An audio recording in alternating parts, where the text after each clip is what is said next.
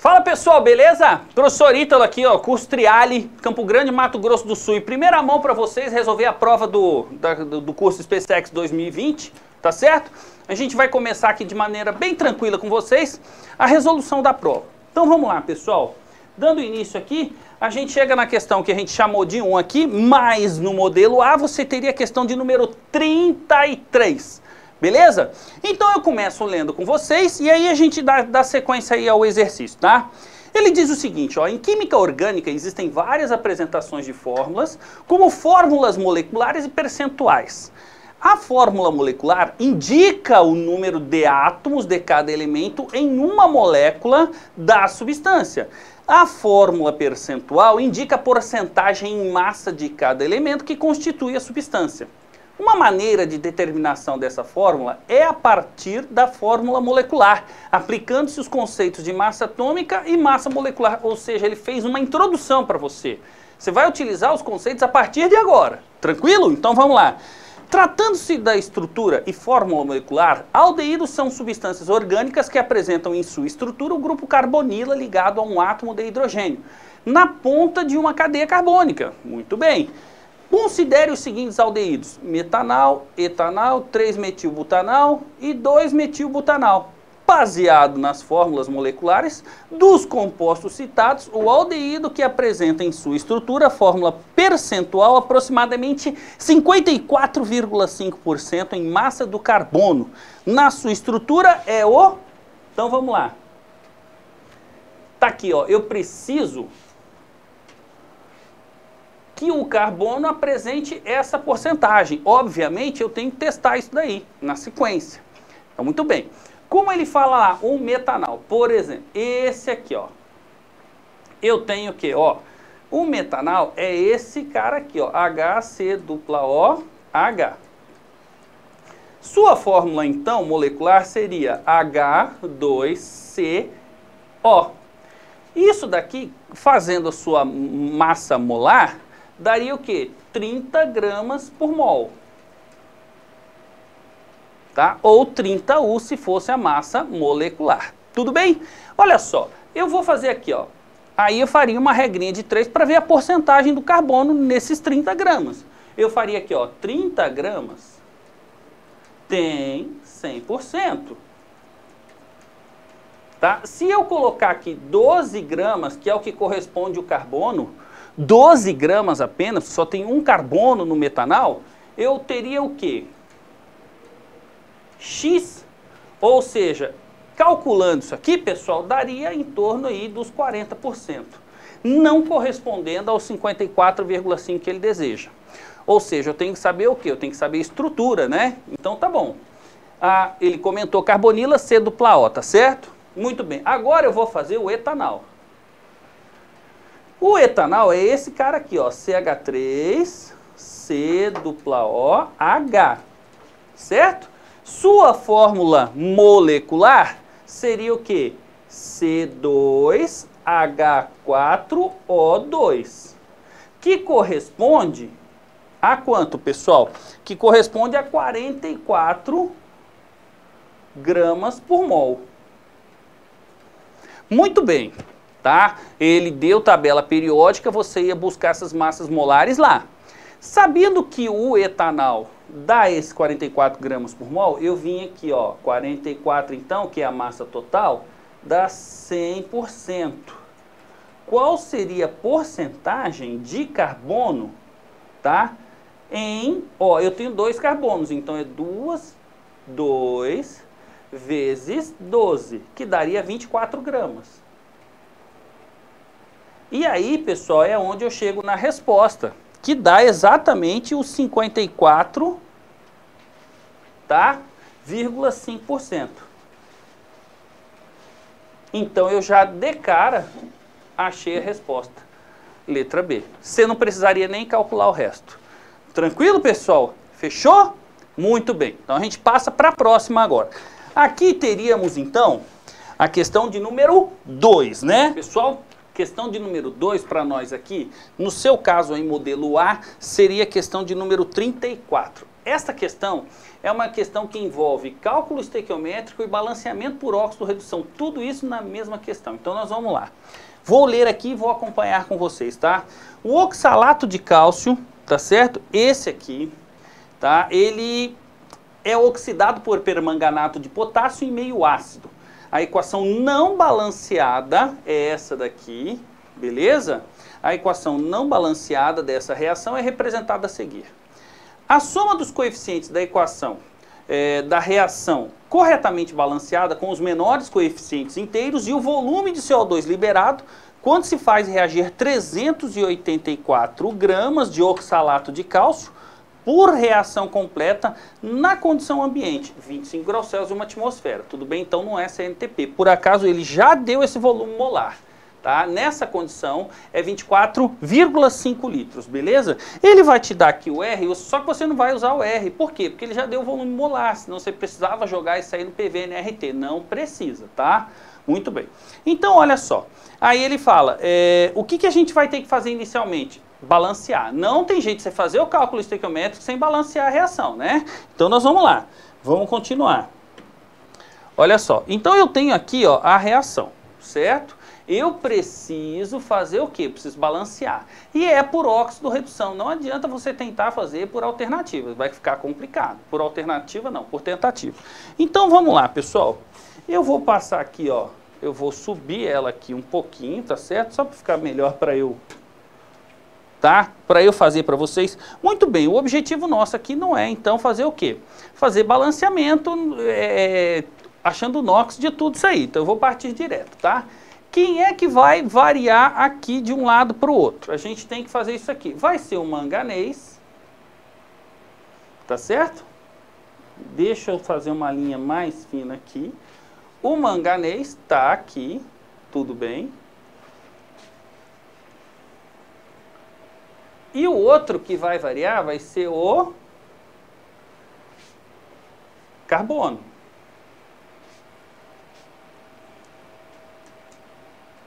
Tudo bem? Muito bem, pessoal. Esse carbono aqui vai dar mais 6, só que tem 2 aqui para cada um, vai ficar mais 3. Tudo bem? E aqui o carbono aqui no CO2, ele é mais 4. Ok? Então eu vejo que ele aumentou, oxidou. E ele variou de uma unidade. Tá? Já o manganês aqui, ele é mais 7. Tudo bem? E o manganês aqui é mais 4. Então ele diminuiu, reduziu. Tudo bem? E a variação foi de 3 unidades.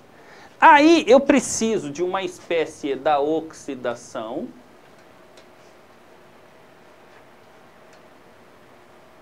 E eu preciso de uma espécie da redução. Certo? Quem que eu vou pegar da oxidação? Eu tenho essa espécie e essa daqui. Eu vou pegar essa daqui porque o cara que variou, que é o carbono, ele tem 2 unidades. Então eu dou preferência para ele. Então vai ficar aqui, ó, CaC2O4. Ok? Muito bem. Quanto foi a variação dele? De 1 unidade. Quantos carbonos eu tenho? 2. É igual a quanto? É igual a 2. Certo? Muito bem. Aí o que a gente vai fazer? A gente tem aqui o manganês variando de 3 unidades. Posso pegar qualquer um, tá? Porque tem uma unidade lá, uma unidade cá. Então vou pegar o KMnO4 mesmo.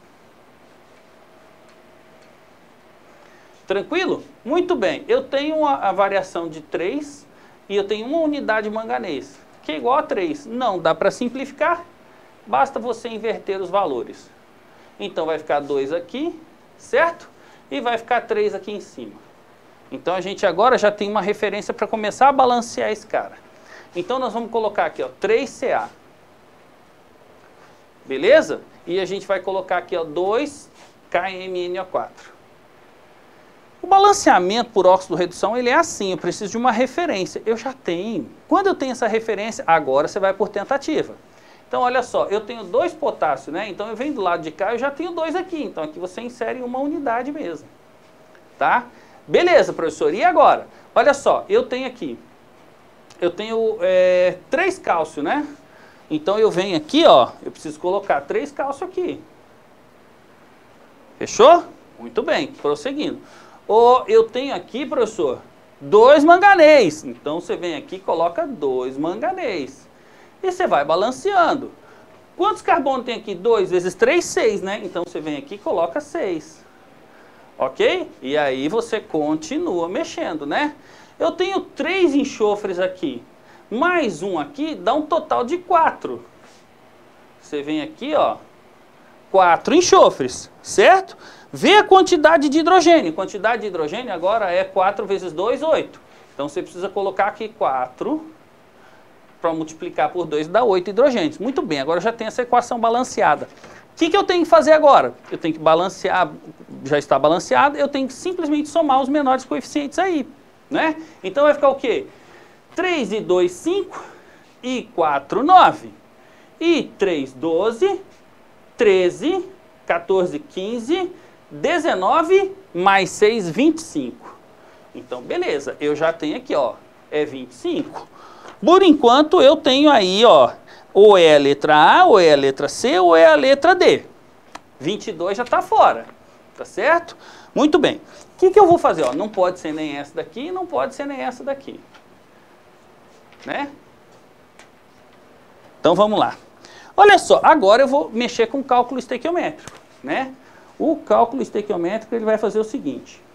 Eu vou pegar essa mesma reação aqui, tá certo? E vou fazer, ó, eu vou trabalhar com ela aqui só com quem ele envolve, tá? Ele fala assim, quando se faz reagir 384 gramas de oxalato de cálcio, que é esse aqui, ó. Então, ó, eu tenho aqui, ó, eu vou apagar aqui, tá certo? Vou apagar aqui.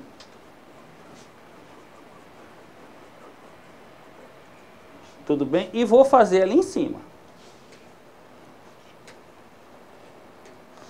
Muito bem. Eu vou só envolver quem ele fala. 3Ca, C2O4. Ele quer saber o volume, tá, do CO2, não é? Liberado. Então, ó, ele vai ligar ao 6CO2. Então, eu tenho 3 mols, como cálculo estequiométrico é uma relação em mols, 3 mols desse para 6 mols desse aqui. Certo? O que foi que ele me deu? Ele me deu o quê? 384 gramas de oxalato de cálcio. Muito bem. E aí, pessoal, eu tenho o quê? 6 vezes o volume molar que ele me deu, que foi quanto? 24,5 litros. Só que o que eu percebo? Eu percebo que a massa molar desse oxalato de cálcio vezes 3 também vai dar 384 gramas. Tá certo? Então aqui, pessoal, dá o mesmo valor. 6 vezes 24,5. E isso daqui vai me dar um volume igual a 147 litros. Então você vai lá e procura e vai dar a resposta letra C. Beleza, pessoal? Tudo bem? Então vamos lá. Então a questão de número 34 está feita. Era uma questão que exigia um pouquinho de vocês. Mas vamos lá. Muito bem, gente. Pessoal, agora a questão para nós aqui, a 3, para vocês corresponderia à questão de número 35. Questão que ele fala assim, ó. O fósforo branco de fórmula P4 é uma substância bastante tóxica. É utilizado para fins bélicos como arma química de guerra em granadas fumígenas. Pode ser obtido a partir do aquecimento do fosfato de cálcio, areia e coque em um forno especial. Conforme mostrado na equação balanceada. Opa, equação balanceada tá jóia para mim. Muito bem, ele me dá a equação aqui. Aí é o seguinte, ele fala lá, a respeito de obtenção do fósforo branco, seus participantes e suas características são feitas as seguintes afirmativas. Bora lá. Muito bem, então aqui nós vamos analisar item por item, tá bom, pessoal? Então vamos lá. Ó, O fósforo branco é classificado como uma substância iônica polar? Olha aqui, pessoal, iônica ele não pode ser, porque o fósforo branco, como você está vendo aqui na proposição número 2, ele só tem átomo de fósforo. Tá? Então é covalente, não pode ser iônica. Então isso aqui está falso. Beleza? Falso. Não tem como, tá? Ligação iônica é metal com não metal. Muito bem. 2. O fósforo branco P4 é classificado como uma substância simples? Tranquila, tá? Só tem fósforo ali, tá? Esse aqui, por exemplo, é um alótropo do fósforo, né? Então tá certo, é verdadeiro. Aqui, ó, vamos aqui, ó. 3. A geometria da molécula do gás monóxido de carbono é angular? Pessoal, toda substância binária, ela só pode ser linear. Então, jamais ela poderia ser angular. Então, ó, é isso aqui, ó, C, tá? E uma ligação que a gente chama de ligação covalente coordenada, antigamente chamada de dativa. Essa daqui, ó. Tá certo? Então ela é linear, não pode ser angular. Então ela é falsa. Ok? O 4. A massa do fósforo branco, obtida quando se aquece 1.860 gramas de fosfato de cálcio com rendimento de 80%, é de 297,6 gramas. Essa a gente tem que calcular, tá certo? Então vamos lá. Aqui, ó, aqui eu tenho a reação. Deixa eu só ajeitar para ficar mais fácil para mim aqui. Tá certo? Então vamos lá. Como a reação já está balanceada, certo? O que eu tenho aqui, ó? Eu vou trabalhar aqui, ó, 2 mols. Aqui. Tá certo? Com quem que ele quer fazer? A massa de fósforo branco obtida. Aqui, ó, 1 mol de fósforo branco. É só isso aqui que me interessa. Tudo bem? Aí o que você faz? Você faz aqui, ó, 2 mols desse cara aqui corresponde a 620 gramas. Tá certo? Muito bem. E 1 mol desse aqui, ó, vai dar o quê? É 31 vezes 4, você vai lá na tabela periódica, vai dar 124 gramas.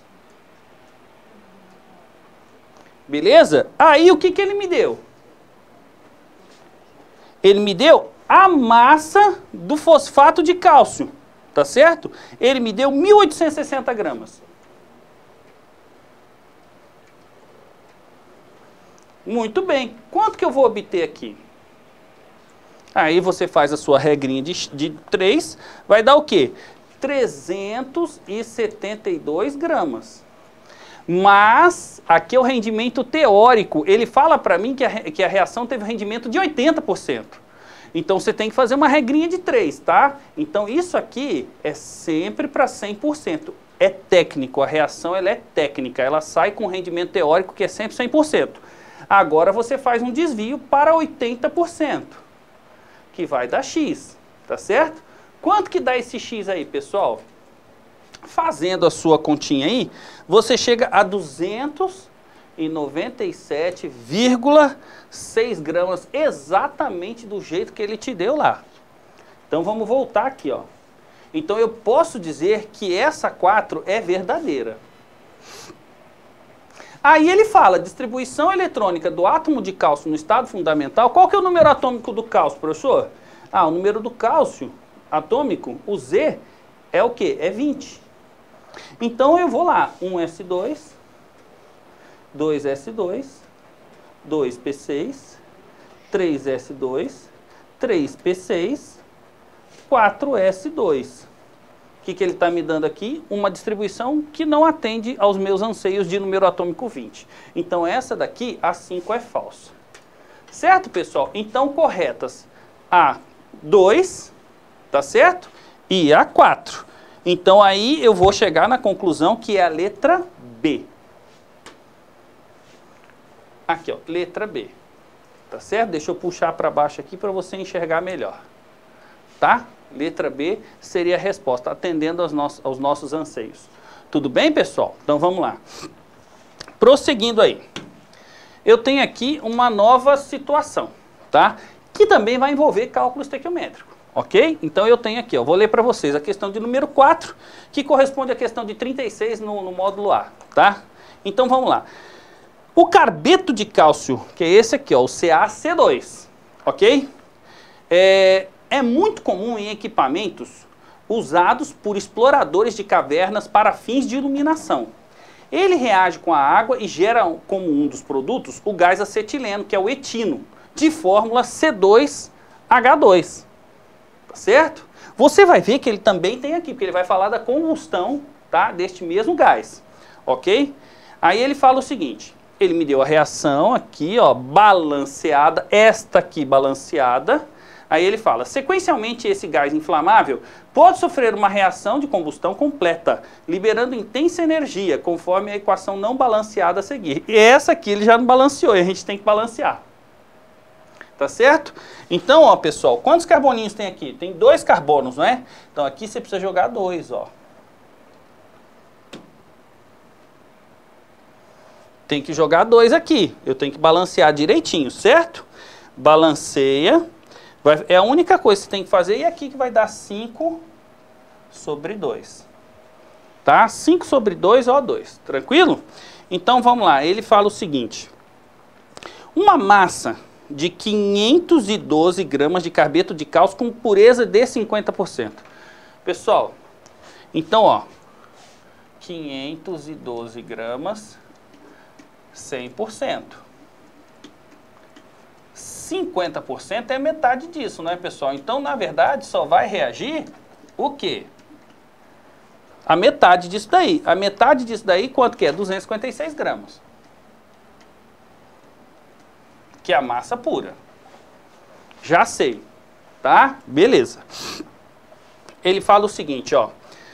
É tratada com água, obtendo-se uma certa quantidade de gás acetileno. Esse gás sofre uma reação de combustão completa. Considerando a reação de combustão completa do acetileno, nas condições ambientes, 25 graus Celsius e uma atmosfera, o volume dos gases obtidos e o valor da energia liberada como calor nessa reação, a partir da massa original de carbeto de cálcio são respectivamente. Muito bem, então ele tem um tipo de cálculo, depois outro tipo de cálculo, tá certo? Então olha só, eu vejo o seguinte, quanto é que ele me deu desse aqui? Ele me deu quanto? 256 gramas, né? Porque é 512 com 50% de pureza. Então eu venho aqui, ó, 256 gramas. Tá certo? Aí eu vou calcular a massa, tá, de C2H2. Tudo bem? Eu vou calcular essa massa aqui, ó. Só que olha só, quanto que é a massa molar do carbeto de cálcio? É 64 gramas. 64 gramas, pessoal, eu sei que está produzindo quanto? 26 gramas desse aqui. Então, se eu usar 256, quanto é que eu estou produzindo, pessoal?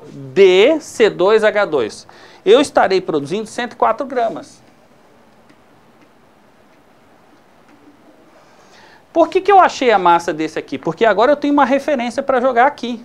Eu tenho 1 mol aqui. Eu tenho 1 mol desse gás produzindo 3 mols de gases. Tá certo? Então eu tenho duas situações aí. O volume dos gases obtidos. Então, olha só, se você perceber, eu tenho aqui, ó, 3 mols de gases.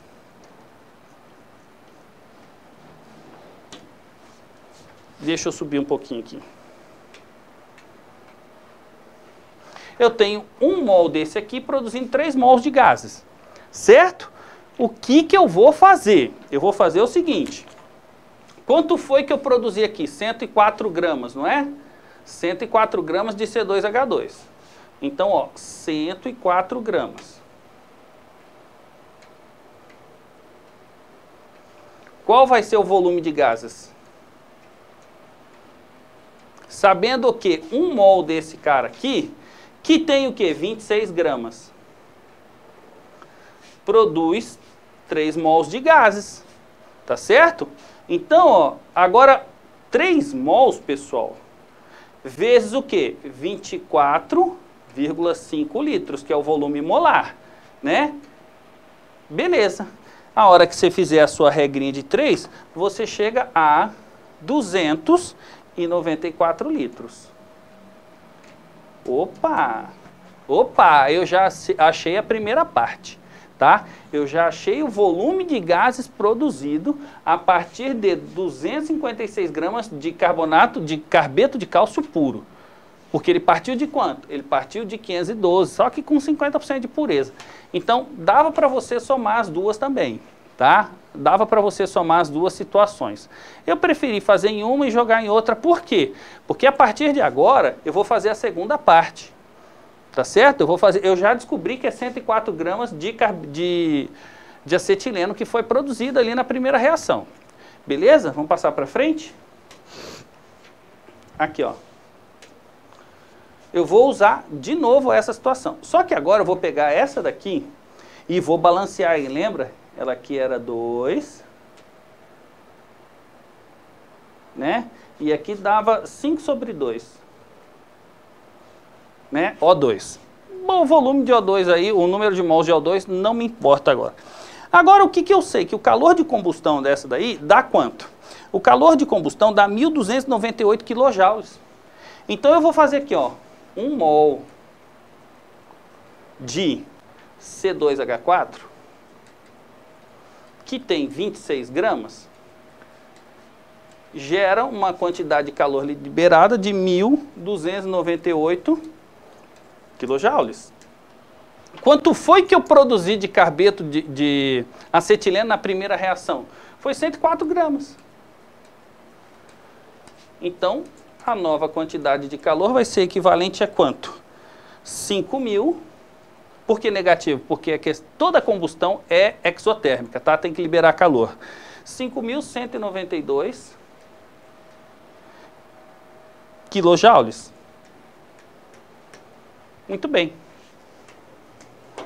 Tranquilo, pessoal? Isso é uma questão muito boa, tá? Então, que letra que eu cheguei aí, pessoal? Eu cheguei em 294 litros, poderia ser essa daqui, ou a primeira ou a última, né? Só que a quantidade de calor liberado está aqui correta na letra E. Mais uma aí, tá? Beleza, pessoal? Então vamos passar para a próxima agora. Aí, questão de número 5, que corresponde no modelo A, tá certo? A questão de número 37, que vai falar sobre o quê? Curvas de solubilidade. Tudo bem? Ele começa com uma breve introdução sobre solubilidade para vocês, sobre tipo de saturação. Ele começa lá falando. Solução saturada, solução que contém quantidade máxima de soluto em determinada quantidade de solvente. A determinada temperatura, a relação entre quantidades máximas de soluto e quantidade de solvente é denominada de coeficiente de solubilidade, o CS, tá? Aí ele fala o seguinte, o que é uma solução insaturada? Quando a solução contém uma quantidade de soluto inferior ao seu coeficiente de solubilidade, na temperatura em que se encontra a solução, é aquela que é homogênea, você pode continuar dissolvendo. E a solução supersaturada, quando uma solução contém uma quantidade de soluto dissolvido superior ao seu coeficiente de solubilidade, ou seja, ele solubiliza a mais de sua capacidade. Essa é uma solução instável, né? Ela precisa ser criada na temperatura em que ela se encontra. É instável. Beleza, a gente começa agora a questão, de fato. Considere o gráfico da curva de solubilidade em função da temperatura para um sal hipotético, não sei quem é. E ele fala o seguinte, no gráfico a linha contínua representa a solubilidade máxima do sal A em 100 gramas de água na temperatura correspondente, certo? Então nós vamos lá. Aqui, ó, eu vou analisar para vocês aqui, ok? Então olha só. Então eu vou mostrando aqui e a gente já consegue fazer o quê? Marcar as alternativas, né? Então olha só. Ele faz aqui, ó, proposição de número 1, tá? Na temperatura de 20 graus Celsius, então eu venho aqui, ó, 20 graus Celsius. Deixa eu mudar de cor. tá? Eu venho aqui, ó, na temperatura de 20 graus Celsius, observam aqui, e vou extrapolar. Ele fala o seguinte, misturando 50 gramas do sal A em 100 gramas de água. Primeiro, o que a curva de solubilidade me dá? Ela me mostra aqui, ó, tá? Nessa situação, o ponto de saturação do sal, tá? Então eu venho aqui, ó, e vou ver a solubilidade. Dá 40 gramas do A a cada 20 graus Celsius, a cada 100 gramas de água em 20 graus Celsius. Então essa é a solubilidade, 40 gramas do sal em 100 gramas de água nessa temperatura. Ele quer jogar 50.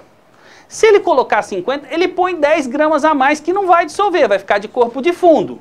Ele está dizendo o seguinte, na temperatura desse aqui, misturando 50 gramas do sal em A em 100 gramas de água, trata-se ter-se A um sistema heterogêneo. É verdadeiro. 10 gramas passam.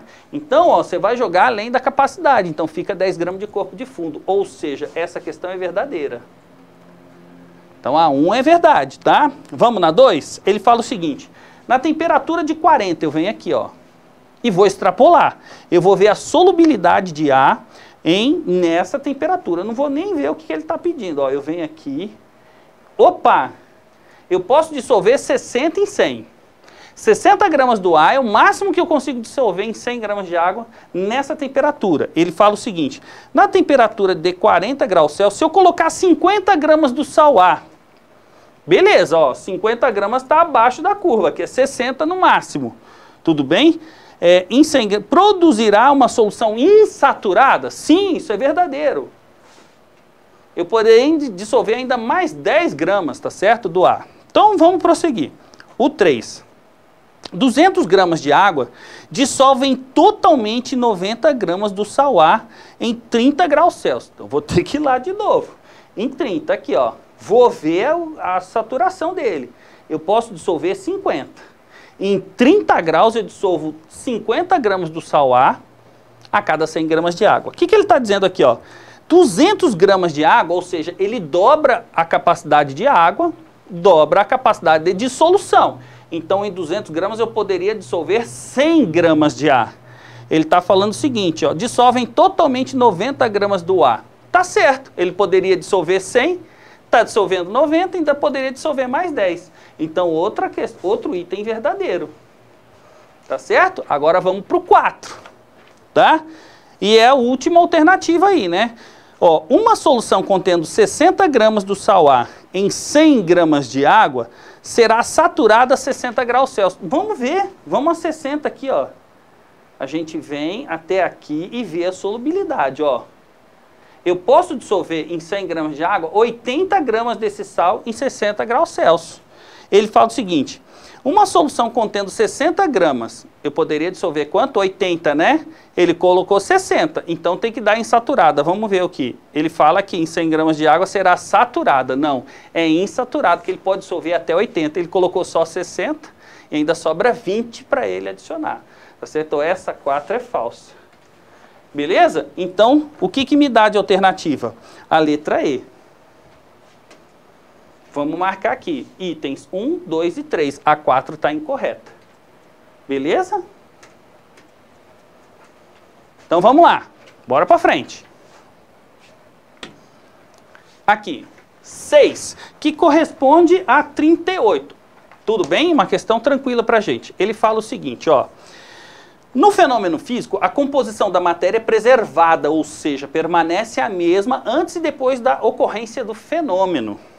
Ou seja, não causa alteração da constituição química da matéria, tá?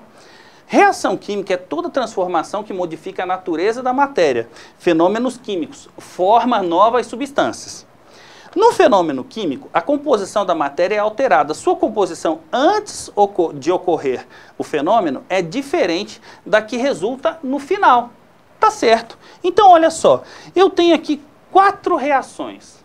4 situações, melhor dizendo. Eu vou ver aqui, ó, a primeira. Vamos ver a primeira aqui. Ele me dá o carbonato de cálcio. O carbonato de cálcio se decompondo em óxido de cálcio e CO2. tá? Essa reação se chama calcinação, ou seja, ela produz novos materiais. Então, trata-se de uma reação química, tá certo? E ele quer que você marque as químicas. Então, essa é uma reação química verdadeira. Pode marcar. Essa é verdadeira. Tem reação aí. Agora, olha o 2. O 2 eu tenho uma água líquida se transformando em água gasosa. O que houve aqui? Houve vaporização. Vaporização é mudança de estado físico. Toda e qualquer mudança de estado físico sempre será um fenômeno físico. Pode ver que a constituição química da matéria permanece inalterada, só mudou o estado físico. Ou seja, essa aí é fenômeno físico, então não pode ser incluída dentro das nossas respostas. Ok, pessoal? Agora nós vamos ver a 3. A 3 eu tenho a reação de formação da água. Olha aqui, ó, hidrogênio reage com oxigênio e forma água. Faltou balancear aqui, né? Meio, beleza? Então, ó, 1 mol de hidrogênio mais meio mol de oxigênio da água. Essa formou uma substância nova, então é reação química, é fenômeno químico, pode marcar. Essa daqui, eu tenho a formação do CO2. Eu tenho o carbono grafite mais o oxigênio gasoso, que vai formar o CO2. Houve mudança da constituição química da matéria. Eu criei uma nova substância, tá? Então essa daqui também é verdadeira. Ou seja, a única que não representa uma reação química, de fato, é a 2, que é um fenômeno físico. Então, qual resposta que fica aí, pessoal? Fica a letra D de dado.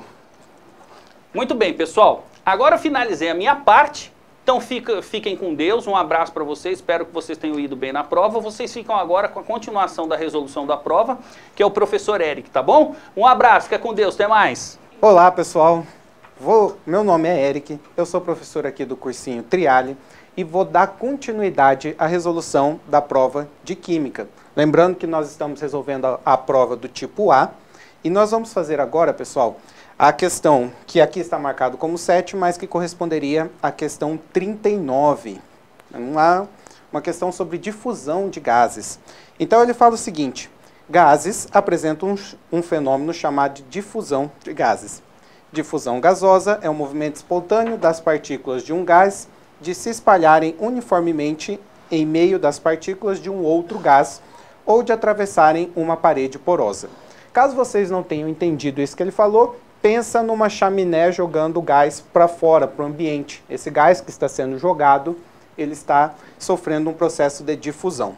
Continuando aqui, quando gases diferentes, A e B, estão a uma mesma temperatura, para uma quantidade de matéria igual a 1 mol de gás A e 1 mol de gás B, tem-se que a massa do gás A, MA, será igual à massa molar do gás A, Mzão A, e a massa do gás B, MB, será igual à massa molar do gás B, Mzão B. Ok, isso é só uma introdução, não vai fazer muita diferença essa introdução na resolução do exercício. A parte principal, a parte que me interessa no exercício, é essa que está sendo mostrada aqui agora. Beleza? Então, considere em determinadas condições de pressão e temperatura, a velocidade de difusão de 1 mol de gás hidrogênio seja 28 km por minuto. Então, vamos anotar essa informação, porque ela vai ser importante para a gente aqui, pessoal. Então, a velocidade do hidrogênio de 28 km por minuto, certo? Nessas mesmas condições, a velocidade em quilômetro por hora, uma coisa bem importante ficar atento aqui, ó, é que ele me deu em quilômetros por minuto e depois ele perguntou em quilômetros por hora. Então, lá no fim do exercício, a gente vai ter que prestar atenção nisso, tá? De 1 mol de gás metano. E como que a gente vai fazer isso? Ele vai trocar o gás. Ao invés de hidrogênio, vamos usar metano.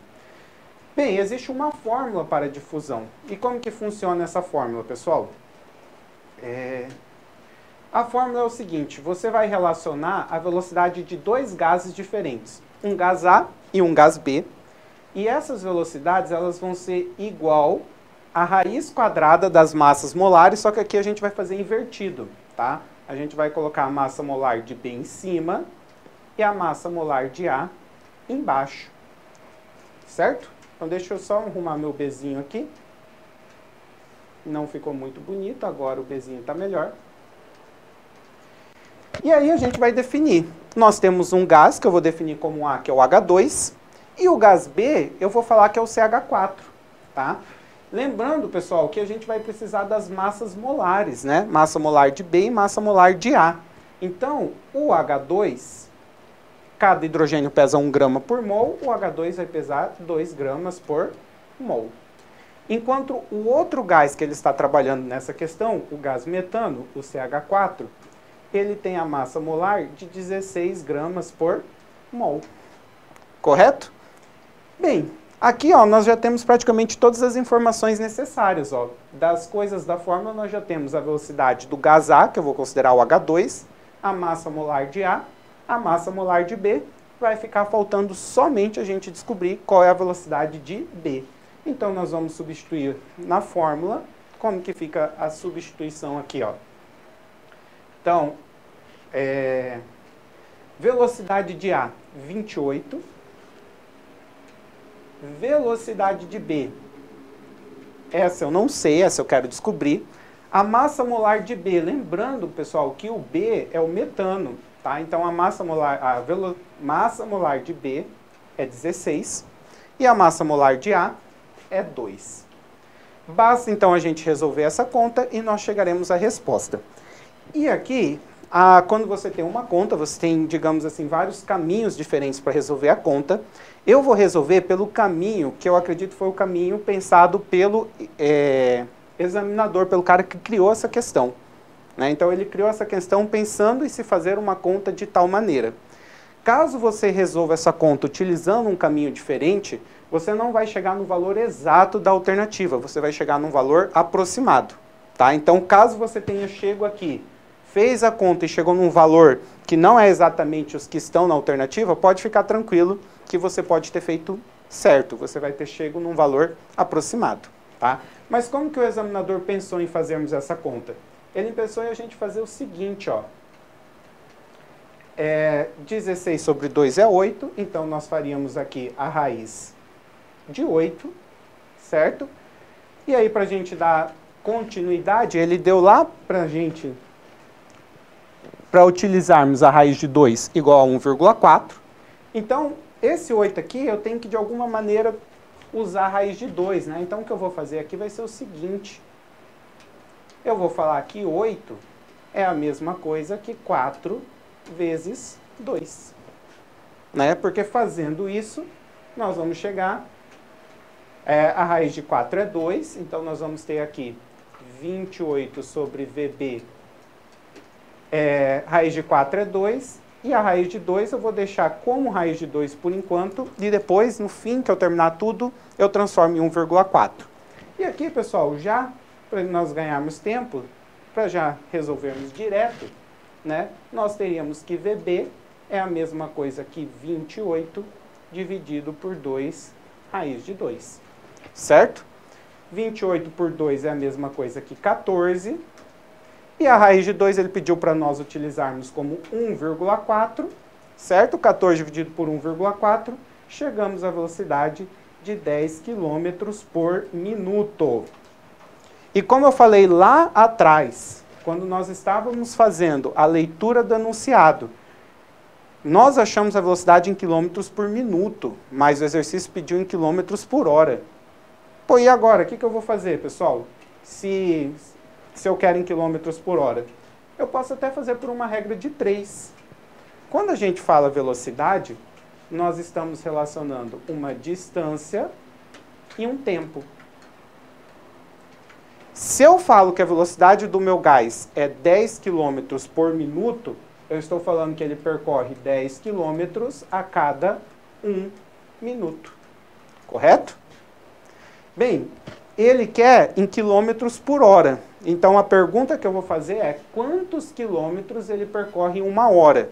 Como eu estou fazendo uma regra de 3, a unidade tem que ser a mesma. A gente sabe que 1 hora são 60 minutos. Tá? E resolvendo essa regra de 3, nós chegaremos à nossa resposta.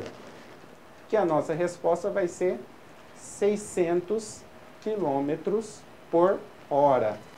Tá? Então, só esclarecendo, ó, era 10 quilômetros a cada 1 minuto. Quantos quilômetros era a cada 60 minutos, a cada 1 hora? 60 km. Então, é 600 km por hora, ok? O que leva, vamos voltando aqui para a nossa questão, o que leva a gente a marcar a alternativa A. Com isso, fechamos essa questão, ok? Vamos para a próxima. A próxima questão, a questão 40 da prova A, uma questão de modelos atômicos. Em épocas distintas, os cientistas Dalton, Rutherford e Bohr propuseram cada um dos seus modelos atômicos. Algumas características desses modelos são apresentadas a seguir, então nós vamos ver essas características e olha só, as alternativas estão exatamente relacionando o modelo com o cara que que criou esse modelo. Então, nós vamos fazer a leitura e já na leitura a gente identifica quem para depois procurar a alternativa, certo? Então, o primeiro modelo, modelo 1, átomo contém espaços vazios. No centro, átomo contém espaços vazios. No centro do átomo existe um núcleo muito pequeno e denso. O núcleo do átomo tem carga positiva. Para equilíbrio de carga existem os elétrons ao redor do núcleo. Isso aqui que ele está me descrevendo já é o átomo da maneira como a gente está acostumado a trabalhar. Você tem o núcleo com as partículas presentes no núcleo de carga positiva e os elétrons circulando ao redor. E quem trouxe esse modelo, também conhecido como modelo do Sistema Solar, foi Rutherford. Então, o modelo 1 é o Rutherford. Enquanto o modelo 2, ele diz que átomos são maciços e indivisíveis. Esse é o primeiro modelo atômico, o primeiro modelo atômico conceitualmente formalizado, que é o modelo de Dalton, o modelo da bola de bilhar. Os átomos eram bolinhas, esferas maciças indivisíveis, igual uma bola de sinuca. E o 3, pessoal? Elétrons movimentam-se em órbitas circulares em torno do núcleo atômico central. A energia do elétron é a soma da sua energia cinética, relacionada ao movimento, e potencial, que é da posição. Essa energia não pode ter um valor qualquer, mas apenas valores que sejam múltiplos de um quântum ou de um fóton. Os elétrons percorrem apenas órbitas permitidas. Isso aqui que ele está descrevendo é um complemento do que foi passado no modelo 1. Tá? Porque o modelo 1 você tem o núcleo e os elétrons circulando ao redor. O modelo 3 ele está descrevendo como que esses elétrons circulam ao redor. Essa contribuição, pessoal, é a contribuição feita por Bohr. Tá? Então, na verdade, a gente costuma chamar até de modelo Rutherford-Bohr, porque Bohr ele contribuiu, ele complementou o modelo de Rutherford. Tá? E ele complementou baseado nos conceitos de física quântica. No caso de Bohr, qual que foi o complemento dele? Ele falou que os elétrons eles tinham órbitas bem definidas ao redor do núcleo. Tá? Essas órbitas eram definidas pelo quantum, ou pela energia de um fóton. Tá? Então é isso, pessoal. 1 é Rutherford, 2 é Dalton, 3 é Bohr. Agora é só procurar a alternativa que fala isso. Tá? O Rutherford é o 1, o Bohr é o 3 e o Dalton é o 2. A alternativa que fala isso é a alternativa D. Correto? Partimos então para a questão 41, uma questão com bastante conceitos de química orgânica, que ele está falando a respeito do ácido etanóico, também denominado usualmente de ácido acético. É um ácido orgânico e uma das substâncias componentes do vinagre. Considere-se a substância ácido etanóico, podemos afirmar que... Então, nós vamos ter 7 afirmativas aí para julgar como verdadeira ou falsa. Bora lá! É um composto cuja fórmula molecular é C2H6O. Bem, vamos lembrar o que é o ácido acético? Ácido acético, pessoal, é o ácido carboxílico. Vamos lembrar o que é ácido acético? Ácido acético é o ácido carboxílico com essa...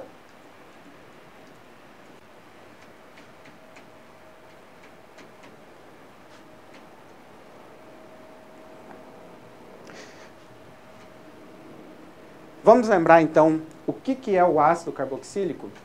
Ácido carboxílico é o ácido com essa fórmula aqui, ó, CH3, ácido carboxílico, C-O, OH. Então, essa é a fórmula estrutural, beleza? A fórmula molecular, nós contaríamos quantos átomos nós temos. No caso, nós temos 2 carbono, 4 hidrogênio e 2 oxigênios. O que leva a gente a concluir que o 1 está errado. Está errado no número de hidrogênio e no número de oxigênio. Então, a afirmativa 1, errada. A afirmativa 2, possui apenas ligações covalentes polares entre seus átomos. Pessoal, essas ligações feitas com tracinhos são ligações covalentes. Polares é normalmente ligação feita entre átomos diferentes, com diferentes eletronegatividades. Quase todas as ligações aqui são polares, exceto uma. Tem uma ligação aqui que não é polar, que é a ligação carbono-carbono, que é uma ligação feita entre 2 átomos iguais. Então, essa ligação feita entre 2 átomos iguais, nenhum é mais eletronegativo, é uma ligação apolar. Então, ele falou todas. Todas não, tem uma perdida ali que não é polar, tá? Tem uma ali que é apolar. Então, a afirmativa 2 também está errada. Afirmativa 3. Possui um carbono com hibridização sp2? Qual é o macete para a gente descobrir isso, pessoal? A hibridização sp2 é o carbono que faz uma ligação dupla e 2 simples. Tá? Então, se você achar nessa estrutura isso, é sp2. E no caso, nós temos isso, tá? Esse carbono aqui, ó, ele faz uma dupla e as outras ligações simples. Então, sim, tá? A afirmativa 3, ela está correta. E a afirmativa 4, possui carbono assimétrico, ou carbono quiral, que seria o carbono que tem 4 ligantes diferentes? Não, não tem. Porque o primeiro carbono aqui, ele tem 3 ligantes iguais, são 3 hidrogênios, e o outro carbono aqui, ele não tem 4 ligantes. Como ele faz dupla ligação, ele não pode ser assimétrico, ele não pode ser quiral. Tá? O carbono quiral, ele tem que fazer 4 ligações simples, ele tem que ter 4 ligantes diferentes. Fez uma dupla, já era. Então, nenhum dos 2 carbonos são quirais. Por enquanto, a única opção correta é a opção 3. Mas nós temos mais 3 opções aí para nós analisarmos. A opção 5, o anidrido etanóico, também conhecido como anidrido acético, é isômero de cadeia do ácido etanóico. Pessoal, o anidrido ele é uma função orgânica não tão recorrente de aparecer, cuja a estrutura é essa aqui, ó.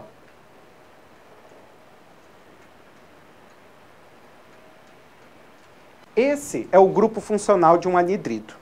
Beleza? Você pode até não saber qual é a fórmula do tal do anidrido etanóico.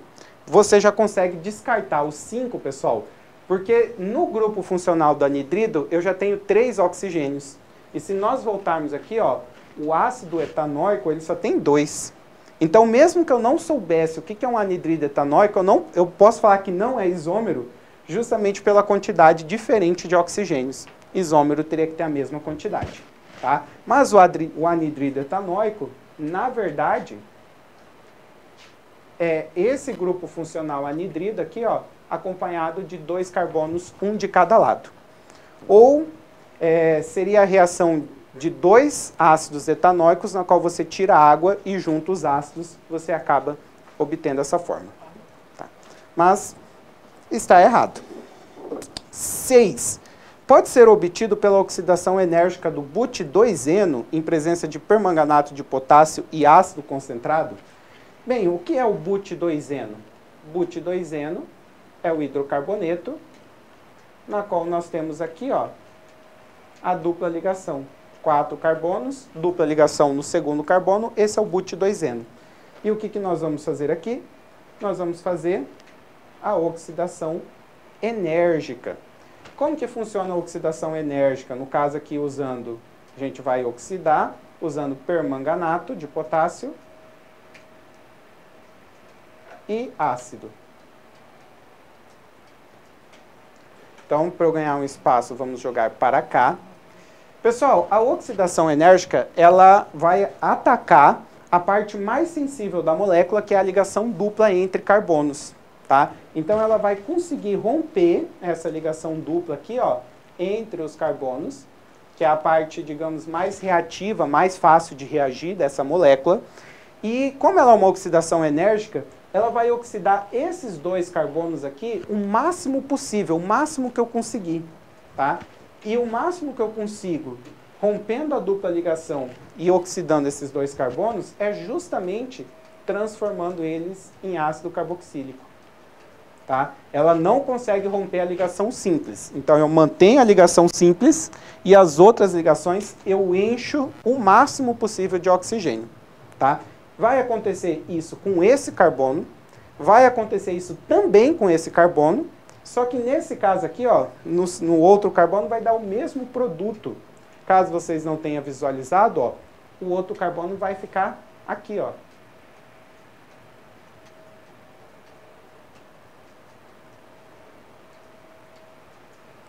E esse composto de cima é o mesmo de baixo, conhecido como ácido etanóico, certo? Então, ó, vamos voltar aqui para ver. Pode ser obtido pela oxidação enérgica do but2-eno? Sim, nós mostramos para vocês, ó, que se eu fizer a oxidação enérgica, eu vou obter 2 ácidos etanóicos aqui, certo? Então, a afirmativa 6 é uma afirmativa correta. E por fim, a afirmativa 7, em condições adequadas, sua reação com sódio metálico produz etanoato de sódio e libera H2? Esse é um item mais trabalhoso. Então, o que a gente vai fazer? A gente vai pegar o ácido etanóico, que é a minha referência. Ele pediu para nós reagirmos com sódio metálico e ele perguntou para nós se ao fazermos essa reação, se nós vamos formar o etanoato de sódio. O etanoato de sódio, ele é um sal, tá? Na qual nós temos aqui, pessoal, uma ligação iônica, tá? Entre o oxigênio e o sódio. Mas espera aí, será que isso aqui que eu acabei de escrever é possível? A gente tem que interpretar o que está acontecendo aqui. E é possível por quê? Basicamente, ó, eu estou fazendo uma troca aqui. Ih, virou borracha. Tá. E é possível por quê? Basicamente, eu estou fazendo uma troca aqui entre o hidrogênio e o sódio. Eles estão trocando de lugar, tá? E aí vai acabar sobrando um hidrogênio sozinho aqui, tá? Que não é exatamente o produto de fato. Vou colocar aqui embaixo. Ele falou que o produto formado é H2. Mas, putz, eu troquei só um hidrogênio. Então, para eu deixar essa reação da maneira correta, eu vou precisar fazer esse processo 2 vezes. Então, eu vou precisar de 2 ácidos acéticos, 2 metais sódios, para que sobrem 2 hidrogênios sozinhos, e esses 2 hidrogênios sozinhos se juntem para formar o H2. E como esse processo foi feito 2 vezes, eu vou ter 2 etanoato de sódio. Tá? É uma reação pouco usual, pouco comum de aparecer, mas ela faz sentido, né? Então, se você pensa aqui, você observa essa troca, ela faz sentido. Então, como ela faz sentido, a gente vai considerar a questão 7 como uma questão correta. Certo? Então, fugiu do padrão, mas usando a lógica você conseguia responder. Então, nós tivemos como correta a 6, a 7 e também tivemos como correta a 3. Né? Então, a 6, a 7, a 3 leva a gente a marcar a alternativa A.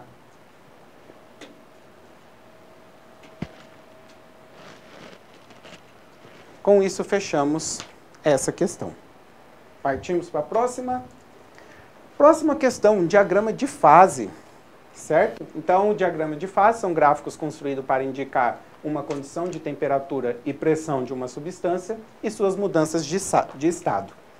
Cada uma das curvas do diagrama indica as condições de temperatura e pressão na qual as 2 fases de estado em equilíbrio. Considere o diagrama de fase da água apresentado. E aí, aqui nós vamos trabalhar com esse diagrama e as alternativas. Como que funciona esse diagrama? A gente precisa saber algumas coisas importantes aqui. Esse diagrama ele tem uma divisão dos 3 estados físicos. Tá? Essa região aqui, ó, tá? Essa área toda aqui é quando você representa a substância sólida. Essa área aqui em cima é o líquido e aqui embaixo nós temos o gás. E como que funciona o diagrama? Se eu pegar, por exemplo, um ponto nessa área, eu teria minha substância sólida. Um ponto nessa área, a minha substância líquida. Caso eu pegue um ponto que bate exatamente numa curva, você vai ter uma transição. Por exemplo, um ponto que esteja exatamente nessa curva aqui, você teria uma transição do sólido para o líquido. O sólido e o líquido coexistindo. Ou se eu pegar um ponto bem nessa curva aqui, ó, uma transição entre líquido e gasoso. É dessa maneira que funciona o diagrama de fases. Vamos dar uma olhada nas alternativas? 1. A temperatura de fusão da água aumenta com o aumento da pressão? Pessoal, temperatura de fusão. Fusão é sólido para líquido. Então, ó, ele está me perguntando desse trecho aqui que eu pintei de vermelho na curva. Tá? Bem, o que que acontece? A temperatura, ele é o eixo horizontal. A pressão é o eixo vertical. Conforme eu vou aumentando a pressão, ou seja, conforme eu vou andando para cima, a temperatura ela vai estar se deslocando para o lado esquerdo. Ela vai estar se deslocando para a parte menor. Ou seja, ó, numa pressão maior, a temperatura é menor. Então ele falou para nós, a temperatura de fusão aumenta com a pressão? Não, diminui. Tá? Um ponto de pressão mais alta tem uma temperatura menor do que um ponto de pressão mais baixa. Certo? Então a afirmativa 1, ela está errada. Eu vou tirar aqui o vermelhinho e vou marcar que a afirmativa 1 está errada. 2. Na temperatura de 100 graus Celsius e 218 atm, a água é líquida. Vamos procurar aqui, ó, 100, pressão 218, ou seja, ele está falando desse ponto aqui, ó. Bem, nesse ponto aqui é líquido, tá certo. A água sólida, gelo, sublima a uma pressão de vapor superior a 1 atm. Sublimar é sólido para gasoso. Tá? É possível que a água ela passe direto do sólido para o gasoso sem o líquido? É possível. Basta eu pegar esse trechinho da curva aqui, ó, que eu acabei de destacar de vermelho. Só que esse trechinho da curva, ele só existe a pressões abaixo do quê? A pressões abaixo de 0,006 atm. E ele falou que essa sublimação pode ocorrer a pressões acima de 1 atm? Não. Essa passagem aqui, ela só ocorre a pressões abaixo de 0,0006 atm. Então, está errado. Ok? E a última, na temperatura de 0, procura aqui no gráfico, e pressão de 0,06, ou seja, vou até mudar a cor aqui para marcar o ponto. Ele está falando desse ponto que eu estou marcando de verde. Tá? A água encontra-se na fase sólida? Sim, né? Esse ponto de verde está dentro da área considerada sólida. Então, a última afirmativa está correta. Nós temos como corretas as afirmativas 2 e 4, que leva nós a marcarmos a alternativa C. Certo? Partimos para mais uma. Questão 43, penúltima questão da prova de Química da prova A. Uma questão de radioatividade. Ele traz uma introdução aqui, tá? Mas a gente vai já julgar direto as alternativas. Baseado nas informações, né? 1. Na desintegração do urânio, mais uma partícula, formando esse outro urânio aqui, ocorre a emissão de uma partícula beta? Bem, como que funciona a emissão de beta? Quando uma partícula emite beta, supondo, então, que esse urânio 238-92U emitisse o beta ele não mexe na massa, tá? A massa continuaria sendo 238, mas ele mexe no número atômico. O número atômico aumentaria para 93, formando um outro elemento que eu não sei quem é aqui agora, tá? Lembrando, então, que a notação de beta é menos 1 e 0. Bem, isso seria se o urânio emitisse o beta. Quando nós olhamos aqui para o que ele deu na 1, não bate, né? Não bate porque ele mudou só a massa e não mudou o número atômico. Isso não acontece na emissão de beta. Então tá, a afirmativa 1 está errada. Na afirmativa 2, ele fala que na desintegração do paládio, número atômico 91 e massa 234, emitindo uma partícula, nós vamos chegar no urânio. 238,92. Com emissão beta? Bem, será? Vamos fazer de novo agora? Só que agora a gente vai trocar, né? Vamos colocar o paládio aqui.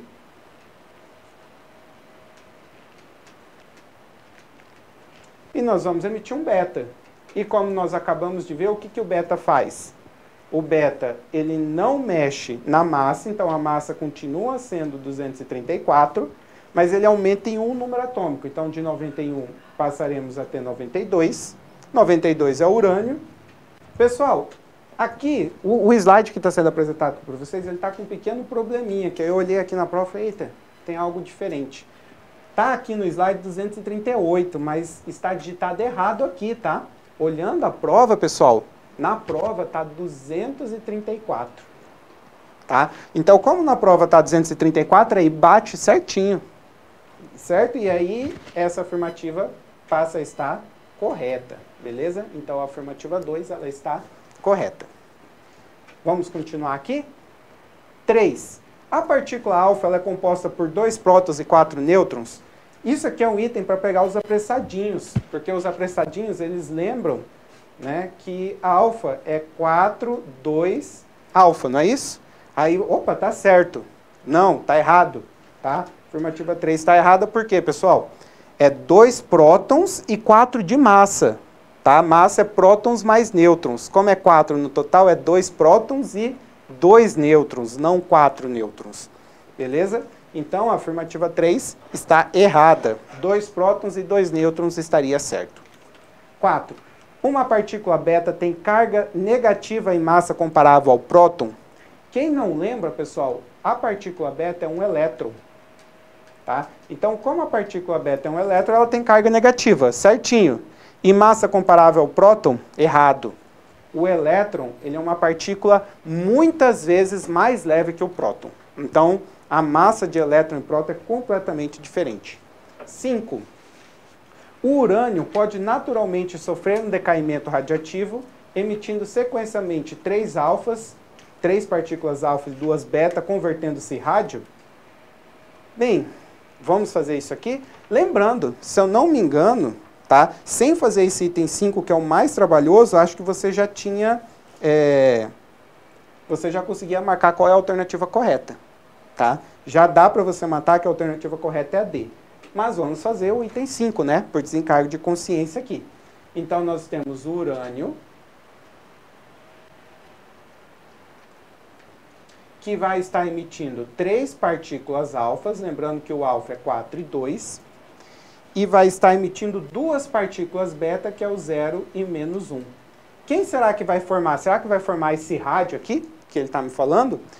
Bem, primeiro a gente começa com a parte de cima. A parte de cima é alterada somente pelo alfa. Eu tenho 3 alfas de massa 4, dá 12. Tá? Então eu vou perder 12 de massa. Se eu tinha 238 e perco 12, eu vou passar então a ter 226. E a parte de baixo? Pessoal, quando eu emitir 3 alfas, eu vou perder 6 de número atômico. 92 menos 6 vai dar 86. Mas quando eu emitir 2 beta, eu vou ganhar 2. Certo? Então, só com alfa seria 86. Emitindo 2 beta, ganha 2. 86 com 2, 88. Tá? 88 de fato é o rádio. Isso aqui que eu acabei de achar, de fato é isso aqui que está sendo mostrado no item 5. Ou seja, podemos afirmar que o item 5 está correto. Ok? Então, as opções corretas acabaram sendo o item 2 e o item 5. Então, como eu havia adiantado para vocês, nós temos a resposta como alternativa D. Ok? E finalmente, e agora vamos ao nosso, finalmente, a nossa última questão, a questão 44 da prova A. É uma questão sobre eletrólise. E para a aula não ficar cansativa, eu não vou fazer a leitura de todo enunciado. Eu vou separar só o que nós temos aqui de informações importantes. Tá? As informações importantes, se nós observarmos aqui, ó, é uma eletrólise aquosa, tá? Porque nós temos uma solução aquosa de sulfato de zinco. Ele trouxe essa informação ele trouxe essa informação aqui, ó, pra gente, tá? Uma solução aquosa de sulfato de zinco. E aqui a gente vai ter outras coisas que vão ser úteis para nós, tá? Mais para frente, num item lá da frente, que é que ele vai fazer essa eletrólise com uma corrente de 2 amperes e que ele vai realizar essa eletrólise por 32 minutos e 10 segundos, tá? Então, sem fazer a leitura aqui para nós ganharmos o tempo, essas são as informações que eu julguei serem relevantes na resolução desse exercício. Então, nós vamos ter vários itens aqui para nós julgarmos, beleza? Mas antes, vamos tentar entender o que está acontecendo nessa eletrólise. Por ser uma eletrólise aquosa, nós vamos ter uma competição entre os íons do sal. Quais são os íons desse sal? O sulfato de zinco, ele tem o cátion zinco 2+.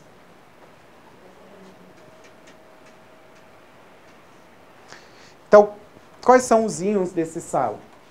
O sulfato de zinco tem o zinco 2+, e o sulfato. Mas como essa eletrólise é aquosa, tá? Esses íons eles vão competir com os íons da água. E quais são os íons que a água naturalmente possui? H+, e OH-. E aí, qual deles que vai participar da eletrólise? Entre os cátions, quem vai participar vai ser o zinco. Por quê, pessoal? O H+, ele só ganha de elementos da família 1, família 2 e do alumínio. Os demais cátions levam vantagem sobre o H+. E o ânion? Qual dos ânions que vai participar da eletrólise? O sulfato ou o hidróxido? E a resposta é o hidróxido. O hidróxido ele leva vantagem sobre todos os ânions oxigenados. Tá? Então, nessa eletrólise, o cátion que participa é o zinco, o ânion que participa é a eletrólise. E o que vai acontecer com o zinco? Pessoal, o zinco ele vai sofrer uma redução. Ele vai receber os elétrons, tá? E formar o zinco metálico. Então, a reação de redução que nós temos aqui, do zinco, bem, se o zinco sofrer uma redução, vai sobrar para o hidróxido sofrer uma oxidação. Qual é a oxidação do hidróxido?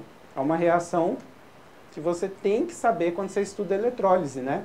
Você forma água, meio de gás oxigênio, além dos 2 elétrons.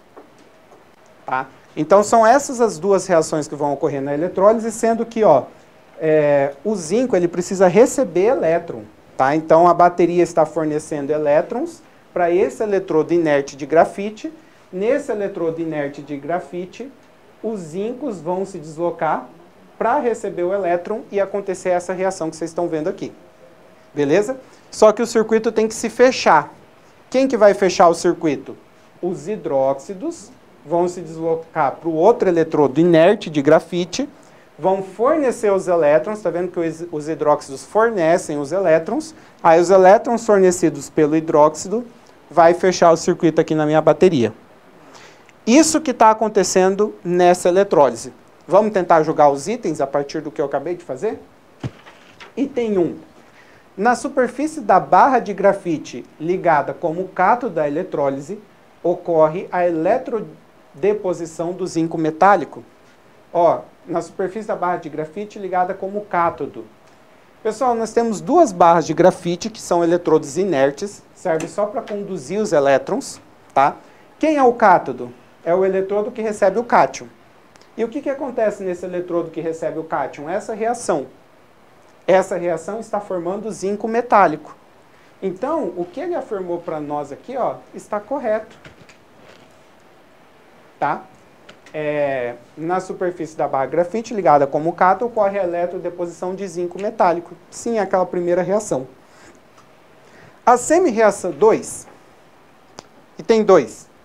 A semi-reação de oxidação que ocorre no ânodo da eletrólise é essa aqui, ó, zinco metálico virando zinco 2+, mais 2 elétrons. Se você prestar atenção, é o contrário da reação que eu passei para vocês. Não, errado. Certo? 3. Durante o processo, a barra de grafite ligada ao polo positivo da bateria se oxida. Por que eu estou falando que o grafite é o eletrodo inerte? O que significa ser o eletrodo inerte? significa exatamente não reagir, tá? Então, os eletrodos de grafite, eles não reagem. E aí, ao falar que a barra de grafite oxida, ele está falando que o grafite reage. Não, o grafite é um eletrodo inerte, ele não reage, tá? Então, está errado. 4. No ânodo da eletrólise, ocorre uma reação de oxidação da hidroxila com formação de gás hidrogênio e água. Bem, no ânodo, o ânodo é para onde se move um ânion. Então, ele está falando dessa reação. O hidróxido se oxida, ele está perdendo elétrons aqui, ele está se oxidando, tá? Formando água e gás oxigênio. Tá? O que ele fez naquele item 4? Ele descreveu essa reação aqui, ó, perfeitamente. Tá? É a descrição em texto disso aqui. Então, o item 4 está correto. E aqui a dica para a gente fechar antes de fazer o item 5. Com essas duas aqui, ó, tá? Sabendo essas 4 coisas aqui, você já marca a alternativa. Tá? Você está fazendo a prova, parte para a próxima questão. Por quê? Porque o item 5 ele é conta. E não é umas contas assim tão simples ou rápidas de serem feitos. Aí você pode deixar ali para o fim da prova se sobrar um tempo. Você já consegue marcar a alternativa. Tá? Mas bem, como aqui nós vamos resolver a prova completa, nós vamos fazer o item 5. E ele fala para a gente, a massa de zinco metálico obtida no processo de eletrólise será 0,83 gramas. E agora? Bem, o que nós vamos ter que fazer aqui, pessoal? Vou reescrever a reação do zinco para nós trabalharmos em cima dela. Tá? Lembra que eu tinha separado aquela informação de quantos amperes de quanto tempo? Por que eu separei aquela informação, pessoal? Porque eu vou poder utilizar a fórmula do kit, ok? Para descobrir quanto de carga elétrica essa eletrólise me forneceu. Quanto ela me forneceu? Bem, eu preciso da corrente e do tempo. Vamos voltar? A corrente é 2 amperes, então o I vale 2. O tempo, 32 minutos e 10 segundos, tem que estar tudo em segundo. Tá? Então, o que nós vamos fazer? Nós vamos converter tudo isso aqui para segundos. No caso, eu vou fazer 32 vezes 60, que vai dar 1920. Não esquecendo dos 10 segundos, tá? Então, em termos de tempo, nós temos ao total 1930 segundos. Bem, corrente e tempo. Vamos voltar aqui, ó. Corrente 2, tempo, o que vai dar o meu total de carga. 2 vezes 1930, 3.860 coulombs. Então, a minha eletrólise forneceu isso de carga. O que nós vamos ver aqui agora, pessoal? Vamos voltar à reação do zinco. Nessa reação, nós temos 1 mol de zinco, tá? Recebendo 2 mols de elétron para formar o zinco metálico. Como eu quero saber qual é a massa do zinco, eu vou ter que pegar aqui, pessoal, qual é a massa molar do zinco, que é 65,4. Isso vocês têm que consultar na tabela periódica que veio da prova. Tá? Então, 1 mol de zinco tem 65,4 gramas. E os elétrons, eu não quero mols, eu quero saber qual que é a carga. Qual é a carga de 2 mols de elétrons? A carga de 2 mols de elétrons está sendo fornecida aqui, ó, na constante de Faraday. Tá? A constante de Faraday é exatamente a carga de 1 mol, 96.500 coulombs. Como nós temos 2 mols, nós vamos ter que ter o dobro disso aqui. Qual que é o dobro de 96.500? 193 mil coulombs. Isso que eu acabei de montar é a informação que eu tenho por essa reação. Se eu fornecer 193 mil coulombs, eu vou obter 65,4 gramas de zinco. Mas eu não forneci essa quantidade, eu forneci essa quantidade aqui, não foi? Tá? Então, a quantidade que eu forneci foi de 3.860 coulombs. Bem, se essa foi a quantidade que eu forneci, qual vai ser a massa de zinco que eu vou obter? Então, aqui nós temos uma regra de 3. Tá? Essa regra de 3 vai me dar como resposta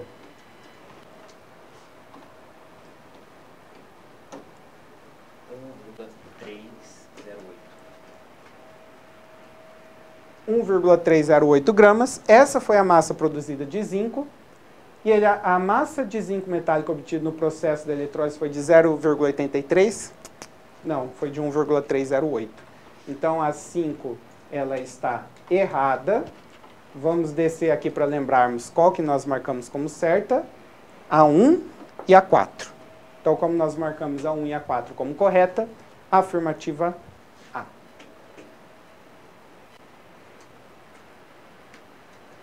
Com isso, então, nós fechamos a prova. Espero que vocês tenham gostado da nossa resolução aqui.